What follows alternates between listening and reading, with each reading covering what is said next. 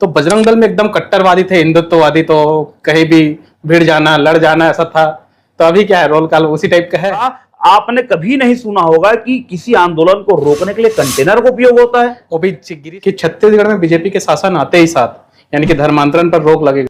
अभी जैसे प्रदेश में आप प्रवक्ता हैं, तो अभी भी यानी कि हिंदुत्ववादी टाइप के पूरा पेल के रखते होंगे विपक्षी लोगों को। देखिए, कांग्रेसियों को पेलना तो अमित शाह का काम है। सुनने में आता है भैया कि आप काफी बार जेल गए, तो बीजेपी के समय में गए या कांग्रेस के?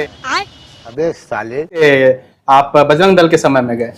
कांग्रेस की भ्रष्टाचारी सरकार को चौराहे पे लाकर खड़ा करके नंगा करके उसे भगाया है।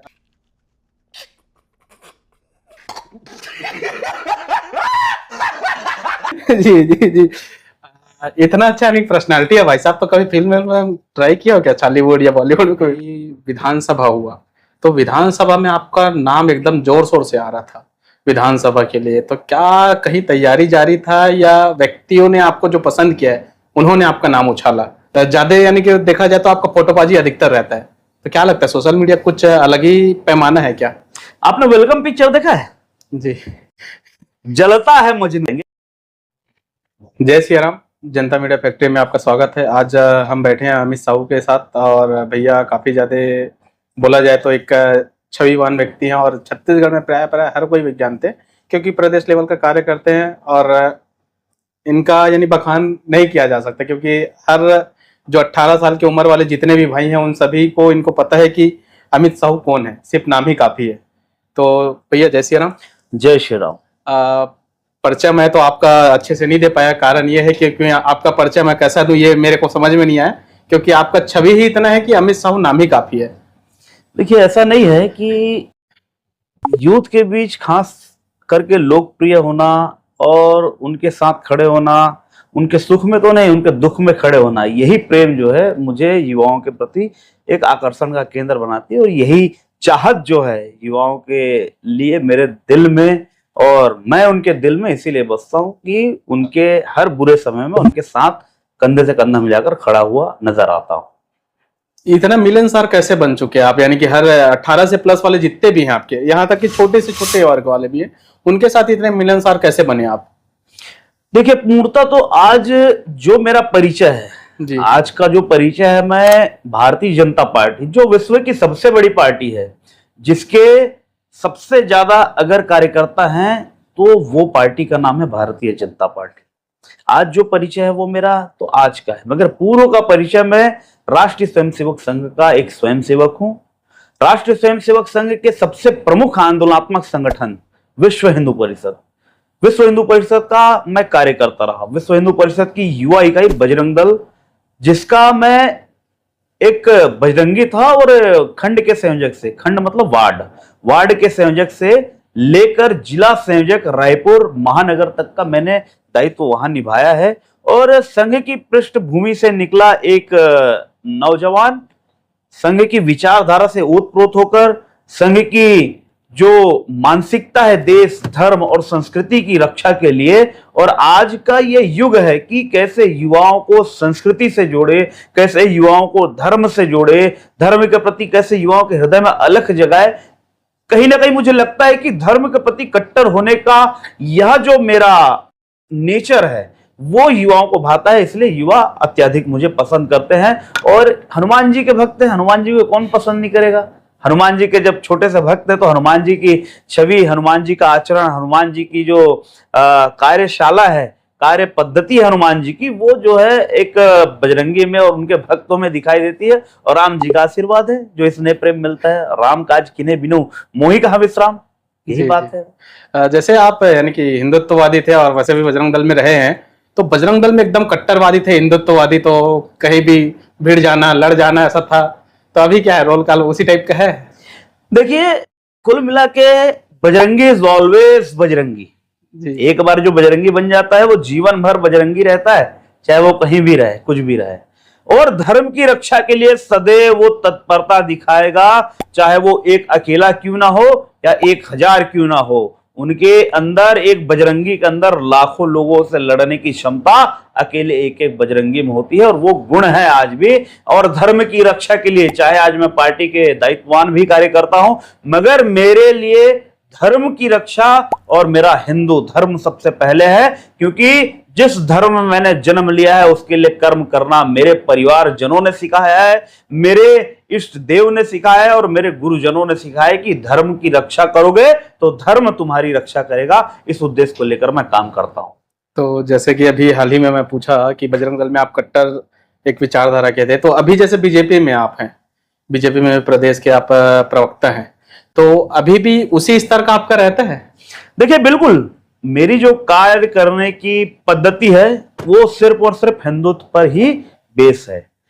मैं जब बजरंग दल जिला संयोजक रहने के बाद विधिवत 2008 में भारतीय जनता पार्टी में मैंने सदस्यता ली ऑफिशियली। 4 साल काम करने के बाद 2011 में मैं रायपुर शहर का जिले का मंत्री बना जी। अब एक बजरंगी होने के नाते, हिंदू धर्म की रक्षा का कार्य करने के नाते, संस्कृति की रक्षा करने के नाते छवि जो थी वो छवि भारतीय जनता पार्टी में भी दिखाई देने लगी। भारतीय जनता पार्टी में भी आया तो मैं हिंदुत्व को मूल कार्य मानकर ही, हिंदू धर्म की रक्षा ही मूल मंत्र है ये मानकर भी आज भी भारतीय जनता पार्टी में काम कर रहा हूं। जब मैं जिला मंत्री था तो भी मेरे विचारधारा और मेरे कार्य जो है सारे हिंदुत्व पर ही बेस्ड थे। 2011 में जिला मंत्री बनने के बाद 2016 में मैं भारतीय जनता युवा मोर्चा का प्रदेश मंत्री बना। प्रदेश मंत्री बनने के बाद भी हिंदुत्व की ही विचारधारा का काम करना, हिंदुत्व की रक्षा का काम करना, धर्मांतरण के विरुद्ध काम करना, लव जिहाद के विरुद्ध काम करना और संस्कृति पर कहीं भी आघात पहुंचती थी उसके लिए कट्टरता से लड़ना उस समय भी काम था।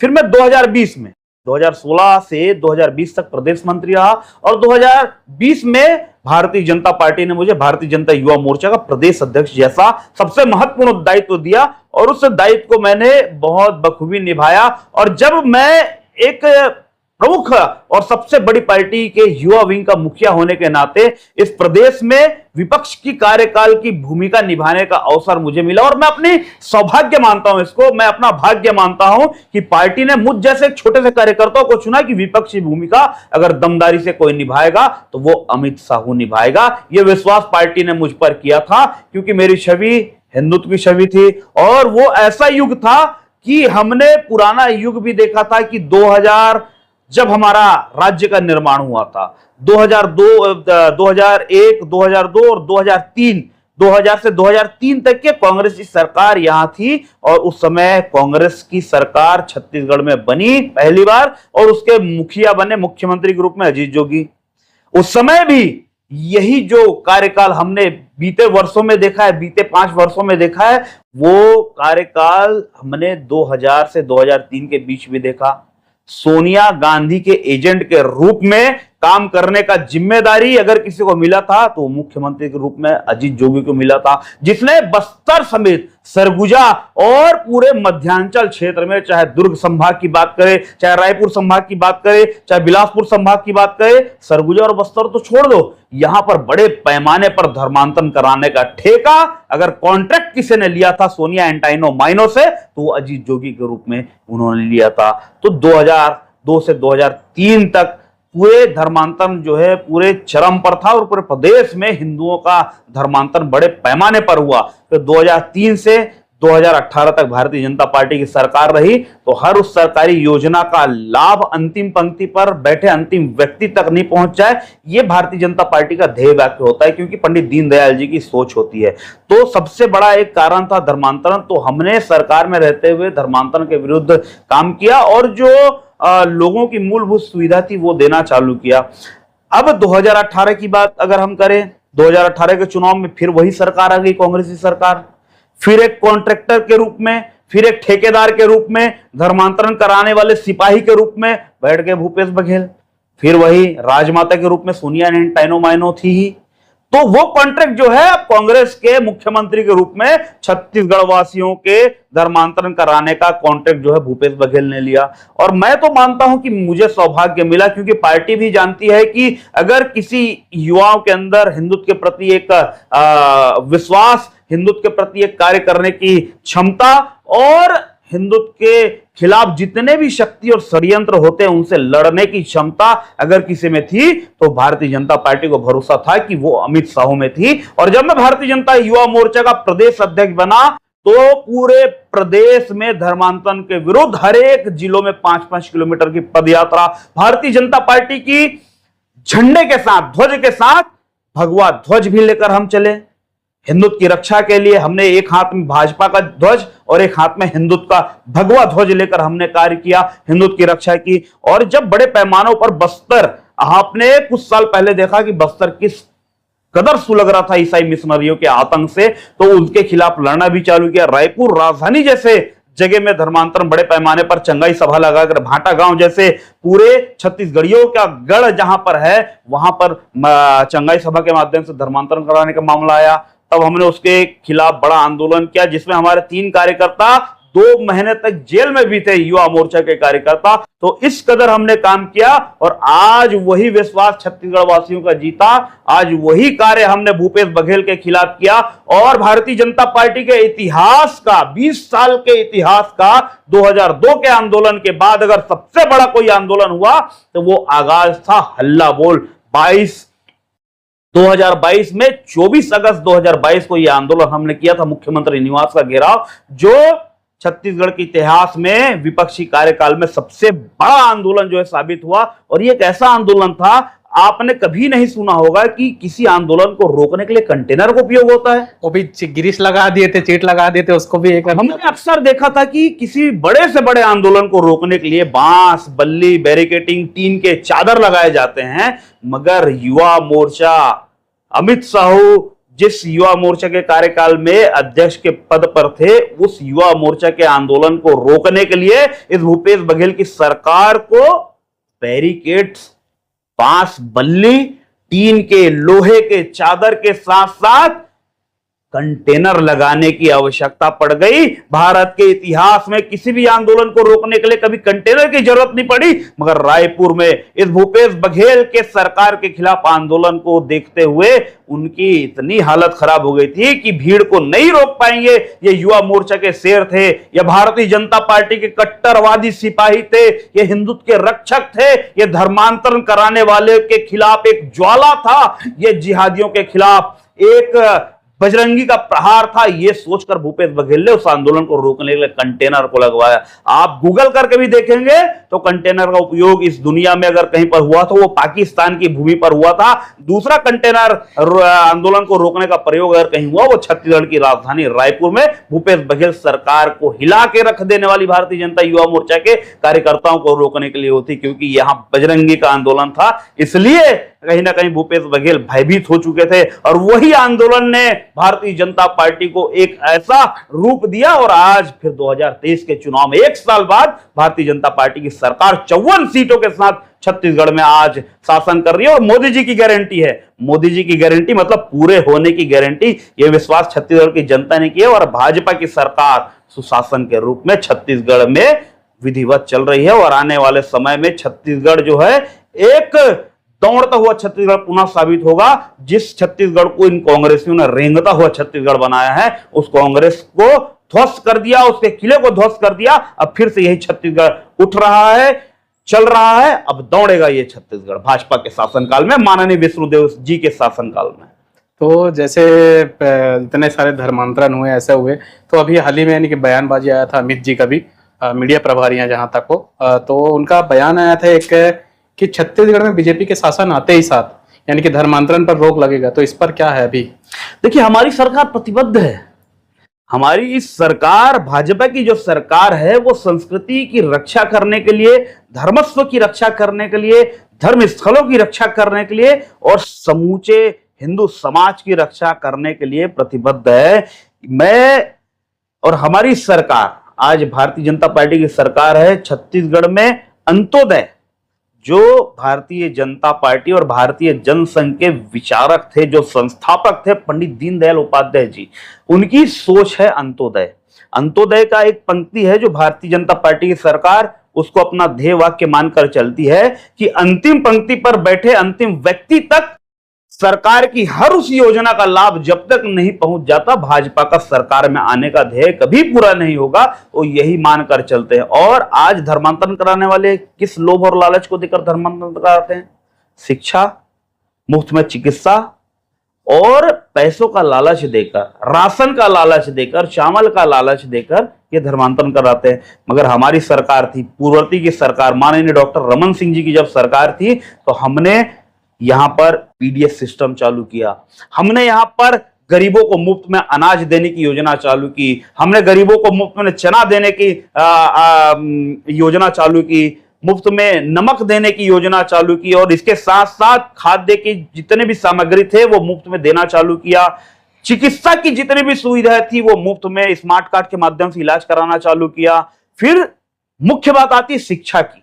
शिक्षा भी भारतीय जनता पार्टी के शासनकाल में मुफ्त देने की योजनाएं चालू हुई, ताकि कोई भी हिंदू समाज का कोई भी व्यक्ति पैसे के कारण, शिक्षा के अभाव के कारण, चिकित्सा के अभाव के कारण या खाने पीने के सामान के अभाव के कारण धर्मांतर ना करे। इसलिए भारतीय जनता पार्टी की सरकार ने इन तमाम योजनाओं को चलाया, ताकि कोई गरीब का बच्चा यहां भूखा ना सोए, कोई गरीब का बच्चा यहां बिना पढ़े लिखे अनपढ़ ना रहे, कोई भी गरीब का बच्चा यहां पर बिना इलाज के अभाव में उसकी मृत्यु ना हो जाए। इस सोच के साथ माननीय डॉक्टर रमन सिंह जी की सरकार भी 15 वर्ष चली, जिसको संवेदनशील सरकार कहते थे। आज माननीय विष्णुदेव साय जी की सरकार है, और आज भी मोदी जी की जो गारंटी थी, चाहे किसानों को लेकर, चाहे महिलाओं को लेकर, चाहे युवाओं को लेकर, सभी योजनाओं को जो वादा छत्तीसगढ़ की जनता से, जो छत्तीसगढ़ की महिलाओं से, छत्तीसगढ़ के बुजुर्गों से, छत्तीसगढ़ के युवाओं से जो किया है, आज उसे साएं पूरा कर रहे हैं, क्योंकि विष्णुदेव साय जी की सरकार है।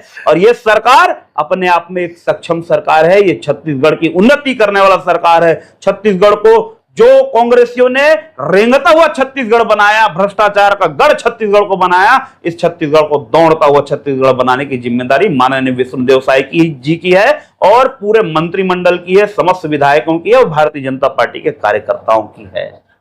अभी जैसे प्रदेश में आप प्रवक्ता हैं, तो अभी भी यानी कि हिंदुत्ववादी टाइप के पूरा पेल के रखते होगे विपक्षी लोगों को अच्छे से?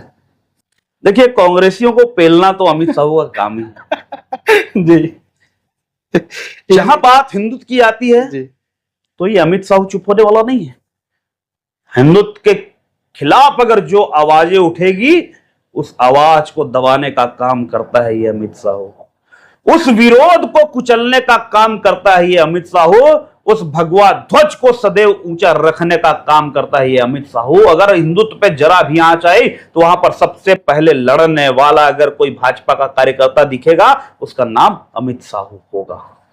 आप एकदम यानी कि बोला जाए तो विपक्षी को एकदम डंके चोट में चैलेंज करते हो, यानी कि आप में वो खूबी झलकता है कि एक राजनीतिक में, एक संघ के स्वयंसेवक में जो होना चाहिए वो आप में परिपक्व है, सही मायने में देखा जाए तो। अभी हाल ही में भाई साहब, आप पिछले कार्यकाल में आप ये थे, प्रदेश की युवा मोर्चा टीम में थे, तो कई व्यक्तियों का चर्चा में एक बात उठता है, और हमसे भी कोई व्यक्ति चर्चा किए कि आप प्रदेश की युवा मोर्चा टीम में थे, तो वहां से कुछ ही समय के बाद आप वहां से निकले, तो इसका कुछ रीजन था या क्या था कारण?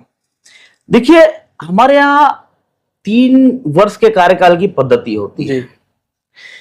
कभी कभी जब इलेक्शन होते हैं या सत्ता में हमारी अगर पार्टी होती है, तो वो 3 साल का कार्यकाल जो है आगे बढ़ जाता है। जैसे कि मैं बताया कि मैं जिला मंत्री युवा मोर्चा का 6 साल रहा, 11 से लेकर 16 तक रहा, जबकि कार्यकाल कितने का रहता है? 3 वर्ष का। 3 वर्ष। प्रदेश मंत्री में 4 साल रहा, सत्ता में थी हमारी सरकार। जी जी। मगर जब एक बड़ा टीम भंग होता है, तो उसके साथ पूरी टीम जो है भंग होती है। आज जो तत्काल वर्तमान के मुख्यमंत्री हैं माननीय विष्णुदेव साय जी, उस समय मेरे प्रदेश अध्यक्ष हुआ करते थे जी, भारतीय जनता पार्टी के प्रदेश अध्यक्ष हुआ करते थे, जिनकी टीम में युवाओं की कमान संभालने की जिम्मेदारी मेरी होती थी। जब कार्यकाल पूर्ण होने पर माननीय विष्णुदेव साय जी के कार्यकाल में भंग करके माननीय अरुण साहू जी को, जो आज उप मुख्यमंत्री हैं छत्तीसगढ़ के, उनको जब बनाया गया, तो नए जब प्रदेश अध्यक्ष बनते हैं, उनकी नई टीम बनती है। तो कहीं ना कहीं एक मामला छत्तीसगढ़ में इस कांग्रेस सरकार ने एक माहौल बनाया था कि विश्व आदिवासी दिवस के दिन एक आदिवासी को हटाकर उनका अपमान किया गया, जबकि ऐसा कहीं कुछ भी नहीं था। मगर कांग्रेसियों की सोच जो है घुटनों पे होती है, कांग्रेसियों की सोच जो है भ्रष्टाचार के प्रति होती है, कांग्रेसी की सोच जो है गद्दारी, मक्कारी, धर्मांतरण और जिहादियों के साथ होती है, इसलिए इनको कोई मुद्दा नहीं मिल रहा था। मगर अब ये जब मामला उठ गया था तो कोई ना कोई प्रमुख पद, अब चूंकि अरुण साहू जी साहू समाज से आते हैं जो छत्तीसगढ़ में आज सबसे वृहद समाज है, और युवा मोर्चा जैसे मुख्य दायित्व भी कहीं ना कहीं मेरे पास था। तो जब अरुण साहू जी को टीम बनाना था, देखो भारतीय जनता पार्टी अर्थात क्या है, इसका मतलब भारत की जनता का पार्टी। तो यहां पर कोई विधिवत एक समाज का अधिपत्य नहीं है, यहां पर विधिवत किसी एक धर्म का अधिपत्य नहीं है, यहां पर सब कार्यकर्ताओं को एक सामान्य भाव से देखा जाता है, एक हर कार्यकर्ता को सम्मान की नजर से देखा जाता है, हर कार्यकर्ता अपने आप में दक्ष कार्यकर्ता होता है, इसलिए बारी बारी से जिम्मेदारी सबको दी जाती है। जब माननीय अरुण साहू जी ने अपनी नई टीम बनाई तो उनके टीम में मुझे भारतीय जनता पार्टी के प्रवक्ता के रूप में मुझे जिम्मेदारी दी, और जहां मुझे 10 साल बाद होना चाहिए था, भारतीय जनता पार्टी ने देखा कि ये नौजवान जो है इसकी वाक शैली बहुत अच्छी है, आज प्रवक्ता के रूप में ये कहीं ना कहीं टीवी चैनल के माध्यम से अपने उद्बोधन के माध्यम से इन कांग्रेसियों को ध्वस्त करेगा, क्योंकि इसने पहले अपने आंदोलन के रूप में कांग्रेस के पहले किले को ध्वस्त किया था, और आज टीवी के माध्यम से कांग्रेस के किले को ध्वस्त करने का साहस किसी में था तो अमित साहू को था। वो जिसको 10 साल बाद प्रवक्ता बनना था वो 10 साल पहले आज प्रवक्ता है, और पूरे एंटायर माननीय अरुण साहू जी की टीम में आज मैं सबसे कम उम्र का पदाधिकारी हूं प्रदेश का। भारतीय जनता पार्टी के जितने भी पदाधिकारी हैं सब 50+ है, मगर मैं सिर्फ 33 साल की उम्र में भारतीय जनता पार्टी का प्रदेश का प्रवक्ता बना मैं, और कहीं ना कहीं आदिवासी समुदाय को कहीं ना कहीं एक मुख्य जिम्मेदारी देनी थी, इसलिए हमारे भाई रवि भगत जी को युवा मोर्चा का अध्यक्ष बनाया और मुझे भारतीय जनता पार्टी का प्रवक्ता बनाया। आज मैं 35 वर्ष की उम्र में प्रवक्ता हूं, और आज किसी भी चैनल का डिबेट उठाकर देख लो, भारतीय जनता पार्टी और हिंदुत्व का पक्ष जो है कहीं ना कहीं पूरी दमदारी से रखने की क्षमता, भारतीय जनता पार्टी ने जो विश्वास मुझ पर करके प्रवक्ता की जिम्मेदारी दी, उस जिम्मेदारी को परिपूर्णता से निभाने का अगर साहस था, भारतीय जनता पार्टी ने बहुत पहले सोच लिया था ये जिम्मेदारी ये छोटा सा बच्चा, छोटा सा कार्यकर्ता निभा सकता है, इसलिए मुझे वो जिम्मेदारी दी और उस जिम्मेदारी को आज तक निर्वहन कर रहा हूं, निभा रहा हूं। सुनने में आता है भैया कि आप काफी बार जेल गए, तो बीजेपी के समय में गए या कांग्रेस के, आप बजरंग दल के समय में गए? 6-7 बार गए हैं ऐसा करके सुनने में आता है, या ज्यादा बार गए हैं? देखिए अभी तक मुझे खुद को जानकारी नहीं कि मैं कितने बार जेल गया जी, मगर इतनी जानकारी है कि 15 बार से ज्यादा मैं जेल गया हूं, इतनी जानकारी है।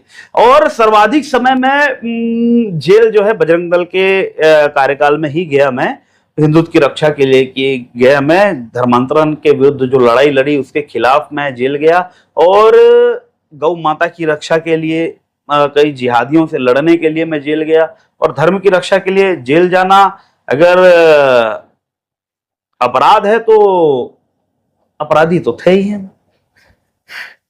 जेल अगर कोई सोचता है कि हमने किसी का मर्डर करके जेल गए, चोरी करके जेल गए, या किसी से और किसी प्रकार का कृत्य करके जेल गए, तो ऐसा कदापि नहीं, ऐसा किसी भी मामले में कभी जेल नहीं हुई। बजरंग दल में जब हिंदुत्व की रक्षा के लिए हमने काम किया तो अनेक FIR हमारे ऊपर दर्ज हुए, कहीं ना कहीं उस मामले को लेकर जेल गए। वैलेंटाइन डे का मामला, धर्मांतरण का मामला, और जब आखिरी बार मैं जेल गया वर्ष 2010 में, जब भगवान राम लला जी का जहां पे जन्म स्थल था वहां पे हाई कोर्ट का पहला डिसीजन आने वाला था। उस समय पूरे देश भर में एक ऐसा माहौल था कि कहीं दंगे ना हो जाए, कहीं फसाद ना हो जाए, हिंदुत्व और अन्य जो धर्म है उसके बीच युद्ध ना हो जाए।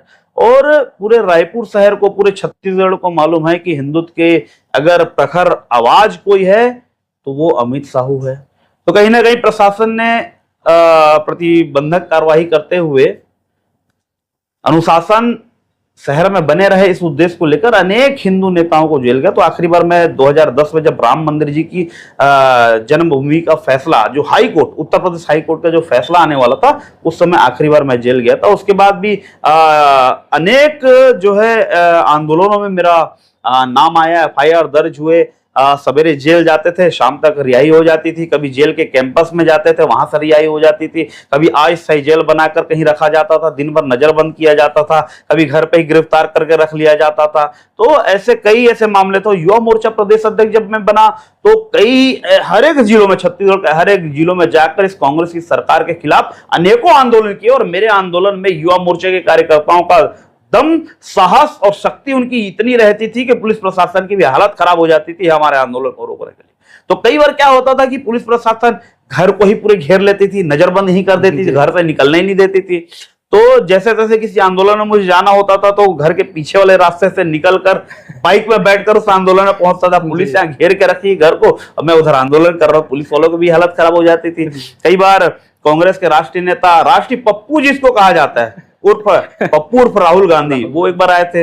हमने आह्वान कर दिया कि काला झंडा दिखाएंगे। पूरी रात पुलिस का पहरा घर पे था और हम मोबाइल बंद करके कहीं गुप्त जगह पे थे, पुलिस खोज नहीं पाई।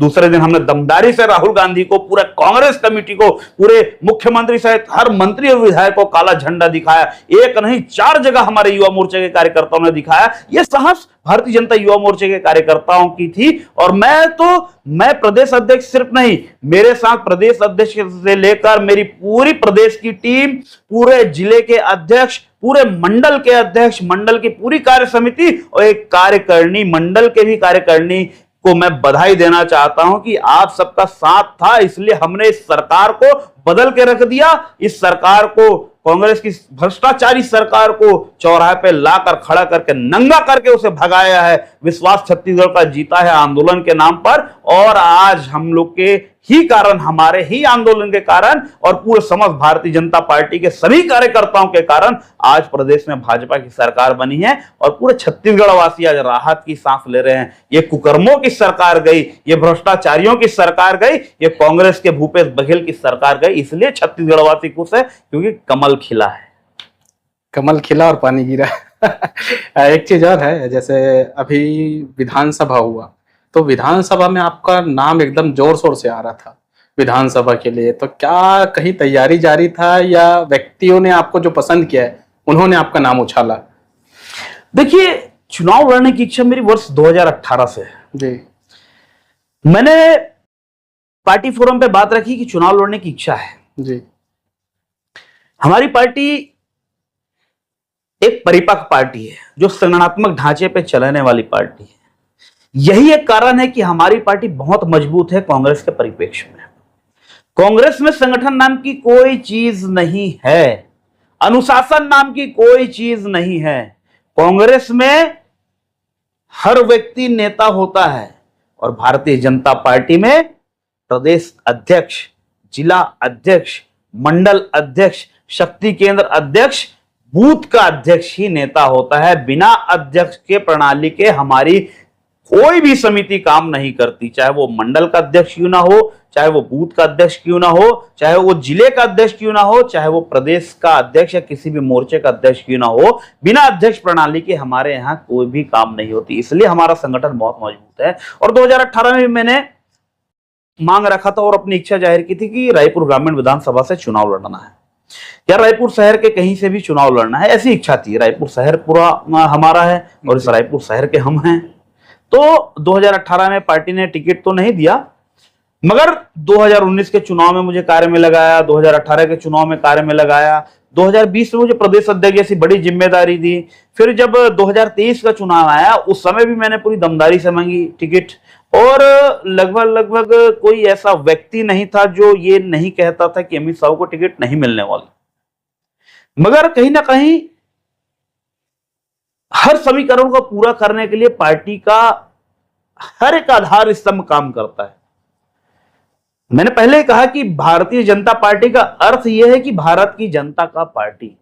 तो हर वर्ग को, हर समाज को और हर कार्यकर्ताओं को वरिष्ठता के आधार पर जिम्मेदारी भारतीय जनता पार्टी समय समय पर देती है। और कहीं ना कहीं मुझे इतनी बड़ी बड़ी जिम्मेदारी आज तक भारतीय जनता पार्टी ने दी है, तो हो सकता है कि आने वाले समय में इंतजार करने के लिए भारतीय जनता पार्टी ने संदेश दिया था। और मैं तो एक संघ से आया, विश्व हिंदू परिषद से आया एक परिपक्व कार्यकर्ता हूं और भारतीय जनता पार्टी की हर उस विचारधारा पे खरा उतरने वाला कार्यकर्ता हूं। एक कहावत आपने सुना होगा कि ये भाजपाई भाजपाई, ऐसा नहीं है। उसके अलावा एक जो दूसरा कहावत आपने सुना होगा, ये तो संघी भाजपाई है। तो जो संघी भाजपाई वाला जो एक टैगलाइन है वो मुझ पर सूट करता है। और संघ का कार्यकर्ता कहां जाएगा? आज नहीं तो कल जरूर आएगा, यह विश्वास मुझ जैसे छोटे से छोटे कार्यकर्ताओं को रहता है। और आज नहीं तो कल भारतीय जनता पार्टी मुझे अवसर देगी और उस अवसर को जो मैंने जिला मंत्री से लेकर आज प्रदेश प्रवक्ता तक की जो जिम्मेदारी निभाई है, अगर चुनाव के रणभूमि में भी अगर भारतीय जनता पार्टी मुझे भेजेगी तो मैं हर उस रणभूमि का वो योद्धा हूं, वो रण विजय हूं जो हर रण को जीत कर आऊंगा।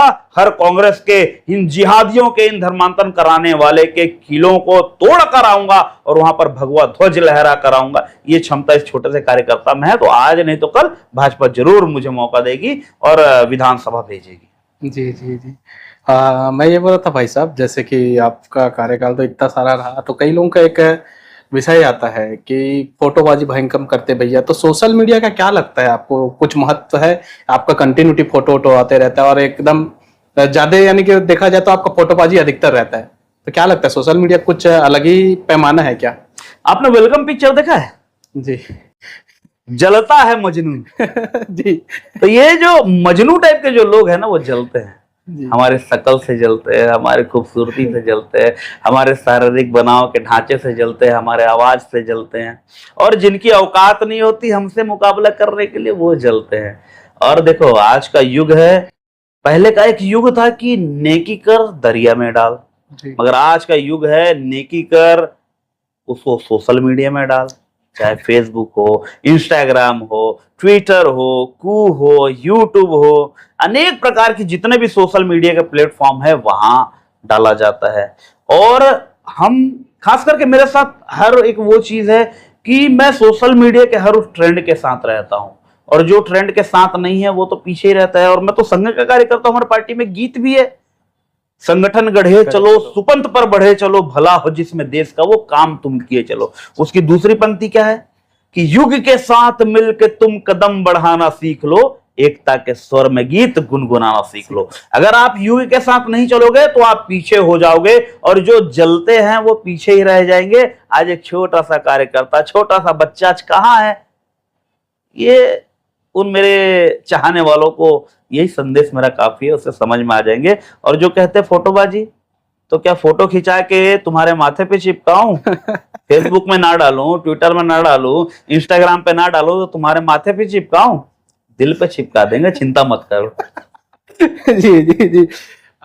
इतना अच्छा नहीं पर्सनालिटी है भाई साहब, तो कभी फिल्म में ट्राई किया हो क्या? हॉलीवुड या बॉलीवुड में कभी ट्राई किया, ऐसा कुछ लगता है आपका पर्सनालिटी? क्योंकि बहुत जोरदार है, साउथ इंडियन टाइप का, नहीं आपका बोला जाए एक रोल काल है। देखिए हर लोगों का देखने के अलग अलग नजरिया होता है। कोई अभिनेता के रूप में देखता है तो कोई नेता के रूप में देखता है, मगर मैं हूं एक साधारण सा मनुष्य जी, जिसको जैसा मैं पसंद आता हूं वैसा हूं। और मैं एक खुली किताब की तरह हूं, मन में कुछ और है, हृदय में कुछ और है, मस्तिष्क में कुछ और है, ऐसा नहीं है। मेरे मन मस्तिष्क में भी वही है जो मेरे मुख में है, मेरे हृदय में भी वही है जो मेरे मुख में है, और मेरे हर उस आचरण में भी वही है जो मेरे मुख में है, जो मेरे ऑरा में है।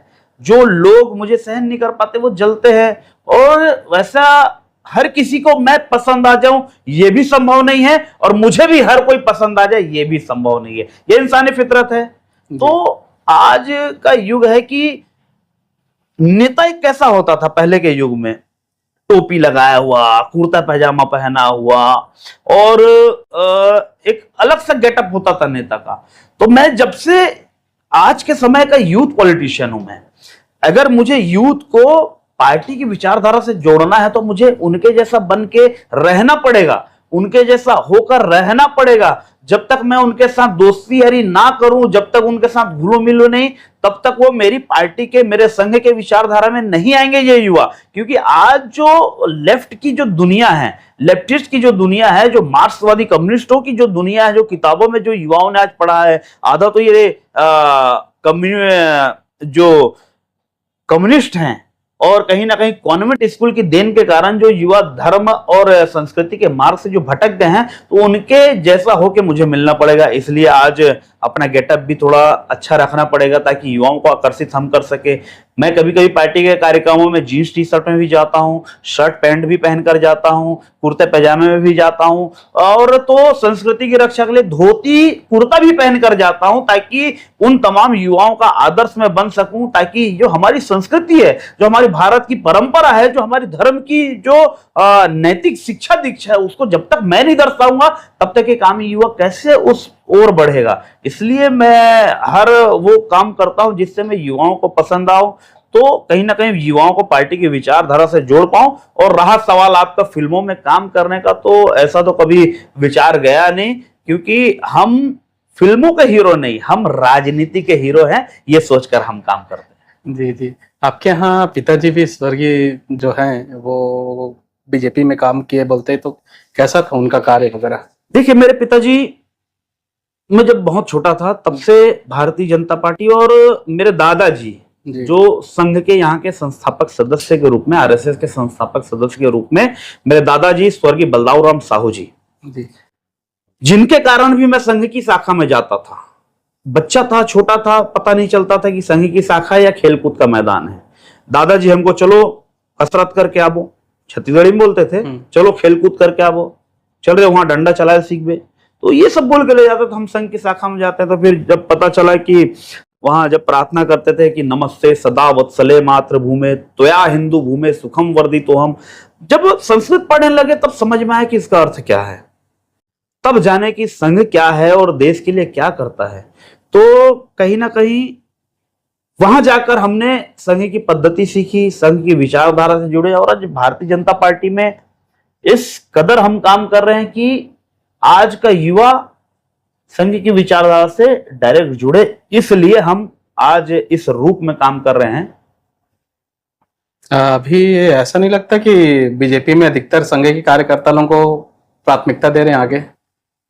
देखिए, प्राथमिकता देने का सवाल यहाँ नहीं है। यहाँ देखो, कार्यकर्ताओं की क्षमता, उनकी कार्य पद्धति को महत्व दिया जाता है। जो कार्यकर्ता भारतीय जनता पार्टी के लिए दिन रात एक करते हैं, जो कार्यकर्ता भारतीय जनता पार्टी के लिए लगातार मेहनत करते हैं, जो कार्यकर्ता भारतीय जनता पार्टी के लिए, चाहे वो जमीन पर हो, चाहे वो सोशल मीडिया पर हो, चाहे वो इलेक्ट्रॉनिक मीडिया पर हो, चाहे वो प्रिंट मीडिया पर हो, चाहे वो आम जनमानस के बीच हो, जो भारतीय जनता पार्टी के लिए हर पल, हर पग, हर लम्हे में लड़ाई करता है, वैसे कार्यकर्ताओं को भारतीय जनता पार्टी में महत्व मिलता है, क्योंकि ये संगठन की पार्टी है, ये संघ की पार्टी है, और यहाँ पर वैसे ही कार्यकर्ताओं को उचित स्थान, उचित दायित्व और उचित जगह मिलती है, जो भारतीय जनता पार्टी के प्रति ईमानदारी से, कट्टरता से काम करते हैं, बिना किसी लोभ लालच के कि संगठन गढ़े चलो, सुपंथ पर बढ़े चलो, भला हो जिसमें देश का वो काम तुम किए चलो। इस ध्येय वाक्य को, इस गीत को हृदय में आत्मसात करके जो चलता है, वो ही कार्यकर्ता यहाँ पर महत्व पाता है। जी। एक और विषय आता है, कल के डेट में यदि आप विधायक या सांसद ऐसा कुछ बन गए, तो आपके साथ जो जुड़े हुए कार्यकर्ता हैं, क्या उनका सानिध्य आपके साथ रहेगा या आपका सानिध्य उनके साथ रहेगा? मेलजोल। देखिए, मेरे साथ जुड़े रहने वाले कार्यकर्ता मेरे साथी, मेरे दोस्त, मेरे भाई, मेरे यार और मेरे परिवार के सदस्य हैं। मेरे साथ जुड़ने वाला हर वो व्यक्ति, चाहे वो किसी भी वर्ग का हो, जैसा भी हो, मैं उसे एक परिवार के सदस्य के रूप में हमेशा अपने साथ रखता हूं। उनको अपने पीछे कभी नहीं रखता, उनको हमेशा अपने साथ रखता हूं, अपने कंधे से कंधे मिलाकर साथ लेकर चलने का उनको हौसला देता हूं, उनके बुरे वक्त में हमेशा उनके साथ खड़ा नजर आता हूं। तो इसलिए मैं हमेशा उनके साथ रहूंगा और वो हमेशा मेरे साथ रहेंगे। आज लगभग 20-22 साल के राजनीतिक कार्यकाल में जो 20 साल पूर्व भी कार्यकर्ता जुड़ा है, आज तक वो मेरे साथ जुड़ा है। तो अगर कल के समय में कुछ बनता हूं तो वो सब मेरे साथ रहेंगे और हम सब मिलकर लगातार भारतीय जनता पार्टी का काम करेंगे। और जिस क्षेत्र से पार्टी मुझे चुनाव लड़वाएगी, उस क्षेत्र की जनता के सेवा करने के लिए हम सभी कार्यकर्ता जो मेरे साथी हैं, वो एक एक कार्यकर्ता एक एक दायित्व संभाल कर काम करेगा और जनता की सेवा करेगा और भारतीय जनता पार्टी को परम शिखर तक ले जाकर, एक ऊंचाई पर ले जाने का काम हम सभी कार्यकर्ता मिलकर करेंगे, एक साथ मिलकर करेंगे। जितने भी मेरे साथ जो जुड़े जो मुझे दिन रात अपना समय देते हैं, जो अपना घर परिवार छोड़कर पूरे मुझे समय देते हैं, उन सभी कार्यकर्ताओं को लेकर मैं साथ चलूंगा, एक साथ चलूंगा। आपका यदि कुछ उद्बोधन या कोई ऐसा विषय हो जो भारत के व्यक्ति जो छत्तीसगढ़ के निवासी हैं जो यह पॉडकास्ट देख रहे हैं उन तक यदि कोई पहुंचाने का, कुछ मार्गदर्शन देने का यदि विषय हो तो आप बिल्कुल हमारे जनता मीडिया फैक्ट्री के दर्शकों को दीजिए। देखिए, युवाओं के लिए मेरी एक आग्रह है, अनुरोध है, आप सभी युवा जो हैं छत्तीसगढ़ के भविष्य हैं। चाहे आप सरगुजा से लेकर बस्तर, महासमुंद से लेकर राजनांदगांव तक जितने भी मेरे युवा साथी निवासरत हैं, आप हमेशा संस्कृति को मानकर काम करना, धर्म को मानकर काम करना, सदैव धर्म की रक्षा के लिए काम करना, क्योंकि धर्म की रक्षा, धर्म की सुरक्षा और धर्म की शिक्षा, ये तीनों में ही जीवन का सार है। और ये तीनों को जब तक अपने हृदय में आत्मसात आप सभी नहीं करेंगे तब तक आपका खुद का विकास नहीं होगा। अगर आपका विकास हुआ तो आपका पूरा का पूरा जिम्मेदारी आपके परिवार पर निर्भर करता है। जब आप परिपक्व हो जाते हैं तो पूरे परिवार की जिम्मेदारी आप पर निर्भर करती है। तो आप कहीं ना कहीं अपने घर के आधार केंद्र हैं, इसलिए धर्म को साक्षी मानकर काम करिए, क्योंकि धर्म से ही सब पले बढ़े हैं और धर्म के बिना सब तले गले हैं। इसलिए मेरे युवाओं को, युवतियों को खास करके यही अपील है कि धर्म के साथ रहे, धर्म के साथ चले, संस्कृति को अपना बनाकर चले, और धर्म की रक्षा अगर आप करेंगे तो धर्म आपकी रक्षा करेगा। आपके साथ पॉडकास्ट करके हमको यानी बहुत अच्छा लगा, और ये मेरा पहला ऐसा पॉडकास्ट है जो आपके साथ हुआ और इतना जोरदार पॉडकास्ट हुआ, इसके लिए आपको बहुत बहुत धन्यवाद। आपको भी बहुत बहुत धन्यवाद। आपने मुझ जैसे एक सामान्य से एक भाजपा के कार्यकर्ताओं को इस पॉडकास्ट के लिए चुना, और साथ ही साथ आपको, आपकी पूरी टीम को धन्यवाद करता हूं। और साथ ही साथ आज ये मेरे पॉडकास्ट को जितने भी व्यूअर्स देख रहे हैं, मेरे साथी देख रहे हैं, मेरे मित्र, मेरे यार जो छत्तीसगढ़ के, पूरे भारत के जो निवासी देख रहे हैं, उनका भी मैं हृदय से धन्यवाद ज्ञापित करता हूं कि आप सबका प्यार, आप सबका आशीर्वाद सदैव मुझ पर बना रहे और हम सभी मिलकर धर्म की रक्षा करते रहें। जय जय श्री राम। जय श्री राम। जय श्री